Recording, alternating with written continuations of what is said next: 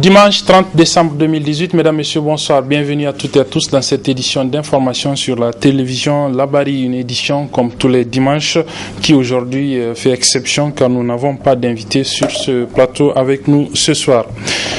Poursuite à Tillabéri de la 40e édition du sabre national, le championnat national de lutte traditionnelle, la 5e journée c'est a pris fin il y a quelques instants avec notamment les rencontres entre Agadez et Difa et précédé plutôt de celle entre Niamey et Tillabéri. Dans la matinée, c'était la confrontation Zender-Maradi suivie peu après par celle qui a opposé la région de Dosso à celle de Tawa qui a vu le sacre de la région de Dosso 6 victoire contre 4 pour Tawa. Seulement, cette compétition a été jugée, les combats de cette compétition ont été jugés truqués par la commission mise en place à cet effet. En effet, 9 des 10 combats qui ont opposé les lutteurs de Dosso à ceux de Tawa ont été jugés truqués par la commission en charge des combats truqués. Elle a décidé de prendre des sanctions contre les deux équipes et des lutteurs. Les sanctions sont notamment l'annulation de tous les points de la rencontre qui a opposé ces deux régions, mais également des sanctions contre deux anciens lutteurs de la région de Tawa, Kadade qui a reçu un avertissement pour comportement démesuré et Chefou Gadagé qui lui a été totalement exclu de l'arène. Les secrétaires généraux des ligues régionales de lutte traditionnelle de Dosso et de Tawa ont eux été exclus de toute activité liée à la lutte traditionnelle pour une année. Aussi, tous les lutteurs qui se sont laissés, terrassés par les autres ont été sanctionnés et ne seront pas remplacés pour la suite de la compétition. C'est donc là quelques-unes des décisions rendues par la commission en charge des combats truqués relativement à la confrontation qui a opposé ce matin la région de Dosso à celle de Tawa dans le cadre de la 5e journée de cette édition du sabre national. Les compétitions vont naturellement se poursuivre demain, notamment avec les confrontations de la matinée. Elles vont opposer la région de Zender à celle de Difa, suivie par celle de Tillabéri qui sera opposée à Dosso. Dans l'après-midi, il y aura les confrontations entre Agadez et Tawa dans un premier temps, suivi de Niamey-Maradi. Et puis cette édition du sabre national de la région de Tillabéri, la 40e édition du championnat, et la 4e édition à laquelle le Conseil de l'Entente prend part pour apporter son soutien à la lutte traditionnelle au Niger. Son représentant était au niveau de l'arène de lutte traditionnelle où il a rencontré notamment les autorités en charge du sport au Niger. Je propose de suivre un extrait de son intervention après une rencontre qu'il a eue avec le ministre en charge des sports. Il s'agit de M. Abdoulaye Mohamed. Après Dosso, Tawa, Zender, c'est la 4e édition consécutive à laquelle le Conseil de l'Entente participe et apporte sa contribution. Nous sommes ici parce que nous avons choisi le sport et la culture comme des éléments intégrateurs dans l'espace Entente. Nous avons décidé de soutenir un événement majeur dans chacun des pays membres du Conseil de l'Entente. Et pour le Niger, le choix s'est naturellement porté sur la lutte traditionnelle parce que tout le monde sait que c'est la lutte traditionnelle et le sport le plus populaire au Niger. Il est vrai aussi que dans les autres pays aussi, la lutte traditionnelle est pratiquée et reconnue d'ailleurs comme sport national dans les autres pays. C'est pour ça que nous soutenons ce sport-là. Le Conseil de l'Entente est satisfait du partenariat avec le ministère de la Jeunesse autour de la lutte traditionnelle. Satisfait aussi parce que nous pensons que la lutte traditionnelle, d'abord c'est le sport, ensuite c'est la culture, c'est aussi la jeunesse. Et le choix d'ailleurs du thème de cette année, jeunesse, paix et sécurité, est en phase avec la vision du Conseil de l'Entente. Comme vous le savez, notre vision, c'est la paix et l'entente pour le développement. Et nous savons aussi que nous sommes dans un contexte où de plus en plus les gens perdent les repères. Nous pensons que le retour à la culture, la renaissance culturelle constitue une des réponses aussi aux questions de jeunesse, à la problématique aujourd'hui de la jeunesse. Le Conseil de l'Entente apporte un soutien qui a deux volets. Il y a d'abord le soutien à l'organisation même du sabre national, mais aussi il y a un soutien aux 4 meilleurs lutteurs. Le premier reçoit 2 millions, le vice-champion 1 500 000, le troisième 1 million et le quatrième 500 000 francs. Nous faisons cela parce que nous pensons qu'investir dans la jeunesse est important aujourd'hui. Parce que non seulement ça leur permet d'avoir une vie convenable, d'investir dans d'autres activités, mais nous pensons aussi que ça va aider à la reconversion ultérieure de ces jeunes-là.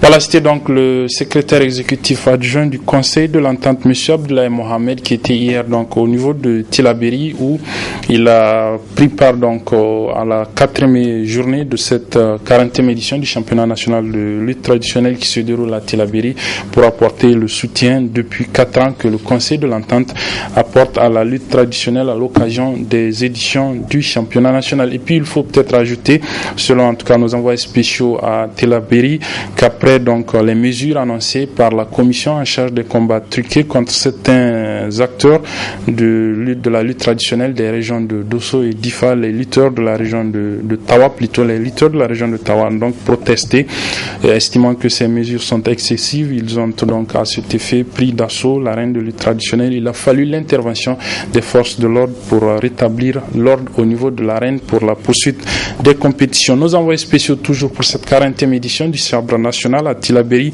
se sont intéressés en marge bien sûr des combats et des compétitions, se sont intéressés à ces hommes qui animent aussi les arènes à l'occasion des différentes éditions du championnat national de lutte traditionnelle. Il s'agit des Kali-Kale. C'est un reportage sur ces acteurs de la lutte traditionnelle signé Sadoudoumi Abdelrazak Hamidou.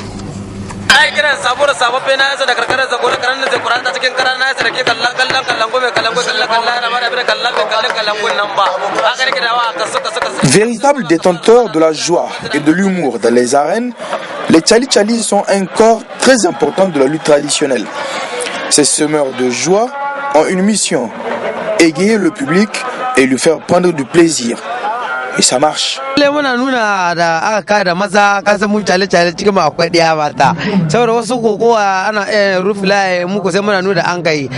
l'arène, parfois, quand les lutteurs ont fini leur combat, c'est à nous de prendre la place. Le plus souvent, nous sommes 3. 2 Tchali-Tchali pour les 2 lutteurs et 1 Tchali-Tchali pour l'arbitre. Le public apprécie nos replays et à chaque fois que nous sommes dans l'arène, ils nous applaudissent et ils aiment ce qu'on fait. Comme les lutteurs, ils viennent de toutes les régions du Niger. Certains sont dans le métier depuis des dizaines d'années. Moi, je suis Tchali-Tchali depuis 32 ans. Je suis le directeur des Tchali-Tchali de la presse de la lutte traditionnelle. On sème la joie, la bonne humeur et nous-mêmes, on adore ça. Je suis le rédacteur en chef de tous les Tchali-Tchali de la place. La joie et la bonne humeur de ces Tchali-Tchali contrastent parfois avec l'humeur écrasante de certains arbitres qui, pour cette 40e édition, envoient de toutes les couleurs.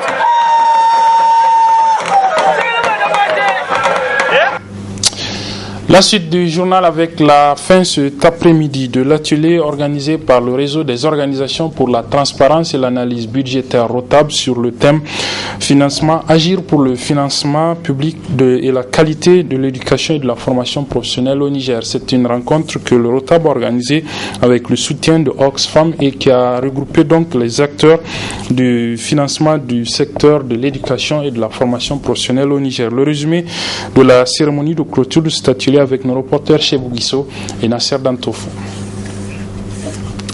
Échanges, propositions, amendements. Voilà entre autres ce qui a constitué les 2 jours de travaux de l'atelier regroupant parlementaires et acteurs de la société civile autour de la question du financement de l'école nigérienne via les retombées des industries extractives, des échanges qui ont abouti à des recommandations. Faire un état des lieux des compétences, de la gestion des textes, des 15% des contributions sociétales, de la taxe d'apprentissage, des fonds de contribution minière, voir vraiment ce qui existe en la matière. L'audit, ça, il y a eu aussi, il faut se le dire, il y a eu des audits.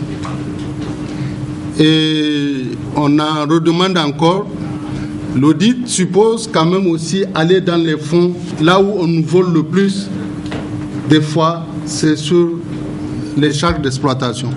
La mise en œuvre et l'application des textes législatifs et réglementaires, certains même parlaient de cellules ou bien de comités de suivi, c'est cette proposition. Exiger le rehaussement chaque année du budget d'investissement dans le secteur éducatif jusqu'à atteindre les 20% selon les normes communautaires, même bien internationales, auxquelles nous avions librement souscrit. L'utilisation des 15% pour l'éducation, il y a eu des propositions dans ce sens. Inciter les partenaires à financer l'éducation, à savoir les sociétés, les PTF. La création d'un fonds pour l'éducation et la formation professionnelle. La création d'une base de données sur les compétences qui existent dans le domaine. Investir dans la recherche et la formation des cadres. Le respect des critères communautaires en matière d'investissement dans l'éducation. Création d'un centre de formation ou bien de plusieurs centres de formation professionnelle. Au vu des travaux abattus et aux résultats obtenus, c'est un sentiment de satisfaction pour le président du réseau des parlementaires. 2 jours au cours desquels nous avons échangé mutuellement, en tout cas sur la thématique qui nous a réunis. En tout cas, personnellement, je suis très satisfait en tout cas de la mobilisation des députés, parce qu'aujourd'hui, moi je me dis que nous sommes en mini-plénière et non en atelier des réseaux. Et du côté du retard également, je vous remercie également pour nous avoir vraiment associés donc vraiment à cette thématique, parce que comme vous l'avez dit, c'est le Niger. Donc là, je pense que c'est une préoccupation qui nous concerne tous. Et c'est ce qui justifie cette mobilisation que vous avez devant vous. Et Inch'Allah, même la prochaine fois, quand vous allez nous solliciter, nous allons répondre par rapport en tout cas à tout ce qui concerne notre pays. Ainsi, une fois que ces recommandations adoptées et mises en œuvre permettront sans nul doute de sauver l'école nigérienne. Autre rencontre qui a pris fin, c'est celle du congrès ordinaire du Sympamine. Le Sympamine, c'est le syndicat du personnel administratif du secteur des mines du Niger. C'était le 6e congrès ordinaire donc, de ce syndicat qui a pris fin hier samedi après-midi au niveau de la salle des réunions du ministère en charge des mines et de l'énergie. Le congrès a vu l'élection d'un nouveau bureau exécutif national pour un nouveau mandat, nous dit ici notre reporter Adam Soumana. Après 2 jours de conclave, les militants du syndicat national du personnel des administrations chargées des mines et de l'énergie arrivent ainsi au terme de leurs assises. Des assises qui sont sanctionnées par d'importantes résolutions et recommandations. Le 6e congrès exige la mise en application effective du statut particulier des personnels des cadres des mines et l'adoption sans délai des régimes indemnitaires des agents des administrations chargés des industries extractives et énergétiques. Exige la finalisation de la mise en œuvre du plan de formation 2016-2018, l'évaluation, la capitalisation des compétences et l'élaboration du nouveau plan 2019-2021. Exige du gouvernement une meilleure transparence dans la gestion et l'affectation des ressources générées de ce secteur pour une meilleure mise en œuvre du plan de développement économique et social PDES 2017-2021 en vue de la réduction de pauvreté au Niger. Le Congrès exige la construction au niveau central et déconcentré des locaux pour régler définitivement l'épineux problème de manque des locaux. Je rappelle à ces autorités de se ressaisir et d'assumer pleinement leurs responsabilités face au comportement méprisant des sociétés sous tutelle. Le Congrès exige des administrations chargées des industries extractives et énergétiques de prendre les dispositions nécessaires pour assurer la sécurité des agents en mission. Il exige le respect des attributions des services, les règles et des procédures administratives dans le traitement des dossiers. Il exige l'amélioration du réseau informatique et la dotation régulière des outils et équipements des dernières technologies et une connexion Internet à haut débit. Le Congrès a formulé les recommandations suivantes à l'endroit des ministères chargés des industries extractives et énergétiques. La transparence dans la gestion des comptes des fonds de recherche et promotion minière et les fonds de recherche et promotion pétrolière. L'affectation pour la formation des agents du ministère de l'Industrie. d'1% du montant de l'exonération accordée aux sociétés dans le cadre de la mise en œuvre du Code des investissements. Le renforcement des capacités du CRGM en ressources humaines, matérielles et financières. Le renforcement et la représentativité de l'État à travers le détachement des agents dans les sociétés sous tutelle. La délocalisation de fonds de l'énergie, le fonds socio-environnemental, minier et pétrolier auprès des ministères en charge des mines, de l'industrie, de l'énergie et du pétrole. À l'endroit du BEN, le partage régulier des informations avec la base, le suivi et la surveillance régulière de la mise en exécution des plans de formation, la recherche des moyens nécessaires permettant la création d'un siège pour le Saint-Pamin, la sauvegarde des acquis arrachés de haute lutte. Quant au premier responsable du nouveau bureau exécutif du Saint-Pamin, il a demandé plus de cohésion pour bien mener le combat syndical. Les doléances et les revendications que nous venons de formuler constituent le cahier des charges du nouveau bureau exécutif national. Je vous demande de vous rassembler davantage pour donner à notre structure la force dont elle aura besoin pour toutes ces luttes à venir. Gageons que ce nouveau bureau puisse être en mesure de défendre les intérêts matériels et moraux des militants du Saint-Pamin. Le Synco Taxi, le syndicat national des conducteurs de taxi, lui tient depuis ce matin au centre culturel Oumarou Ganda de Niamey son congrès statutaire autour du thème « Rôle des conducteurs de taxi dans la gestion de la sécurité publique ». Le résumé de l'ouverture de ce congrès avec nos reporters Ibrahim Abdou et Ismaël Moumouni. La patrie ou la mort, nous vaincrons. C'est par ces slogans de détermination et de courage que s'ouvrent les travaux du premier congrès statutaire du syndicat national des conducteurs de taxi, Synco Taxi.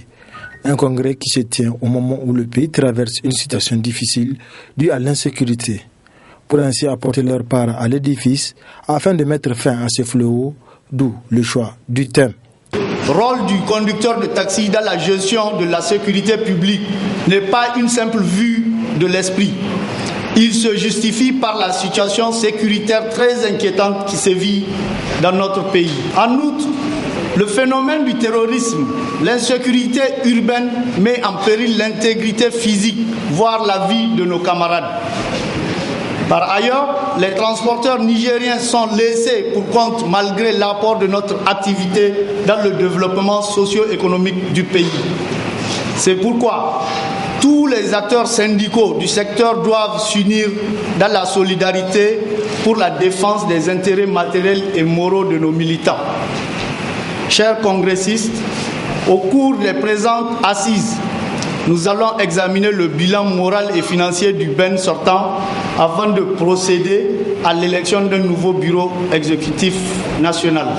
Ces assises se tiennent également au moment où le vent de la division souffle depuis quelques jours au sein du Synco Taxi, d'où cet appel de la CGTN Niger. Vous avez plus que jamais besoin d'être unis comme un seul homme, tout en oubliant vos contradictions secondaires, afin de placer au-dessus de tout l'intérêt suprême de votre cadre organisationnel. En ce qui concerne le rôle de la CGT Niger, elle ne ménagera aucun effort pour ramener la sérénité au sein des Synco Taxi en mettant en avant les dialogues et la concertation entre les acteurs syndicaux, une sortie consensuelle de la crise. Au cours du congrès, c'est Mahamadou Gamache qui a été reconduit à la tête du syndicat, en présence des huissiers de justice, des taximans, mais également de nombreux invités. Gamache a donc la lourde charge de s'assurer de la destinée du Synco Taxi, et cela pour les 4 ans à venir.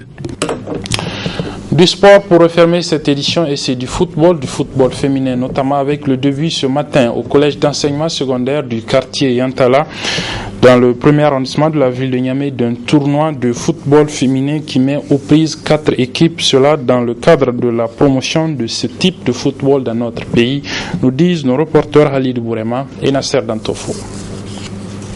4 équipes sont à l'affiche de ce tournoi de football féminin. Une rencontre de mise en jambe pour ces jeunes filles, mais aussi qui servira au staff technique de détecter des talents pour ainsi continuer de leur lancer de promouvoir le football féminin. C'est un tournoi qui vient à point nommé parce qu'il y a quelques années, on n'a pas ce genre de tournoi.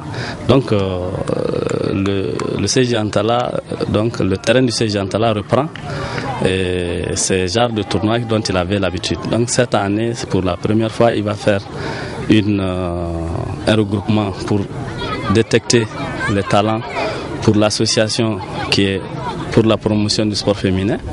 Et il pense continuer et nous sommes venus l'appuyer dans ce sens avec toujours l'appui de M. Jérôme Rover qui a généralement accompagné les équipes du Niger. Donc nous sommes venus appuyer comme d'habitude et je pense que c'est un bon tournoi pour les jeunes filles qui en ont tellement besoin parce qu'elles ne trouvent pas le plateau général où les garçons arrivent à jouer. Voilà, c'est une grande occasion. On a rassemblé une 50aine de filles aujourd'hui et je pense que c'est une bonne chose. Il faut encourager toujours Dantani qui a depuis une 15aine d'années œuvré dans le même sens. L'initiative du coach Souley Dantani de promouvoir ce sport et à encourager. C'est pas pour la première fois qu'on organise des genres de tournois. Et c'est le gars de tournoi qui permet vraiment même la fédération de s'alimenter des joueuses. Ça a débuté ici et ça continue. À un moment, on a interrompu. Donc si on a interrompu, c'est parce qu'à un moment aussi, il y avait d'autres choses qu'on est en train de préparer. Aujourd'hui, les petites qu'on a préparées, on pense qu'il faut les exposer, il faut leur présenter devant le public voir et les habituer des compétitions. Et c'est ce qu'on est en train de faire. C'est dommage que cette fois-ci, on n'a pas pu inviter Malbaza et Kwani Dosso, qu'on a d'habitude d'inviter. Mais on s'est dit que, compte tenu des moyens de bord qu'on a, il faut inviter les 4 équipes qui sont ici, à savoir Flo Germain qui est composé de 2 équipes, et ANPSF et ensuite Olenga. La finale se jouera cet après-midi sous la supervision de Africa Sport, une fondation néerlandaise pour la promotion du sport en Afrique. Voilà, c'est donc sur ce que se referme cette édition, mesdames et messieurs. Merci de l'avoir suivi. Merci également aux équipes techniques et rédactionnelles qui m'ont aidé à le présenter. Les programmes se poursuivent sur la télévision Labari. Au revoir.